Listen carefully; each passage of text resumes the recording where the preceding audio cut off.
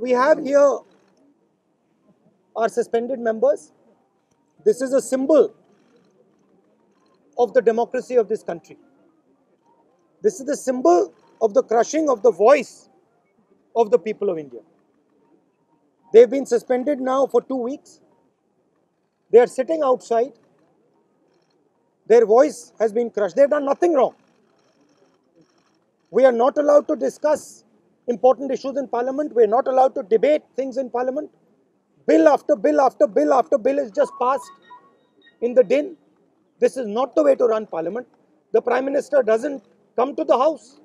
And any time we want to raise an issue of national importance, we are just not allowed to do so. It's a very unfortunate killing of democracy that is taking place. एक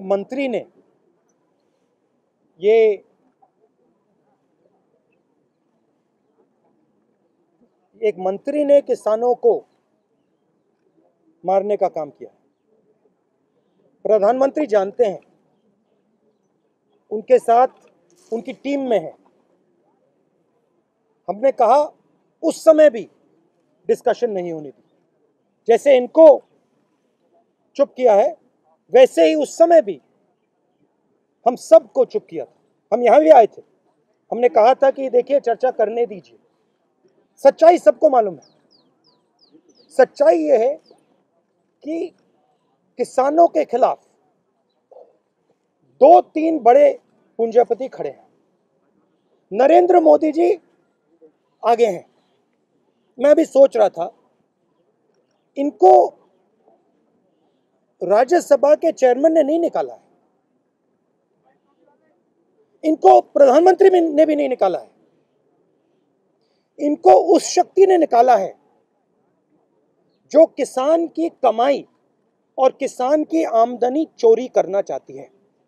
इसलिए यहां बैठे हैं। प्रधानमंत्री implementer है,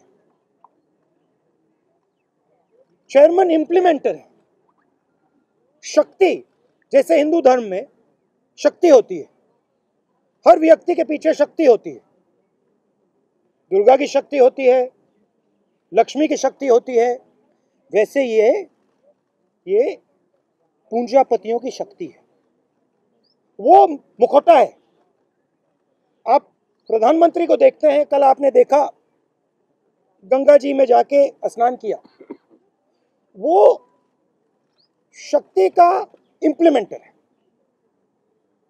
और simple सी बात है, ये शक्तियां जिन्होंने इनको निकाला, जो किसान की आमदनी चोरी करना चाहती हैं, वो प्रधानमंत्री को ये जो सारे कैमरा हैं, ये जो मीडिया है, ये उनके हवाले करती है, ये उनको देती है।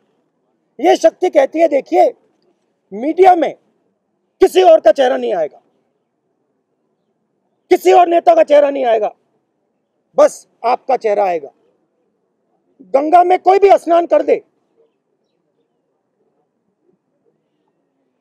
वो टीवी पे नहीं आ सकता, मगर अकेले प्रधानमंत्री गंगा में स्नान करेंगे, पूरा हिंदुस्तान देखेगा, पूरा हिंदुस्तान देखेगा।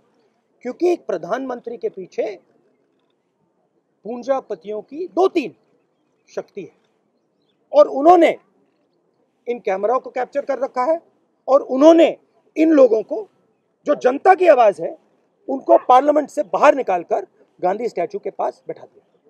ये सच्चाई है, और देश को और किसानों को ये सच्चाई पहचाननी पड़ेगी।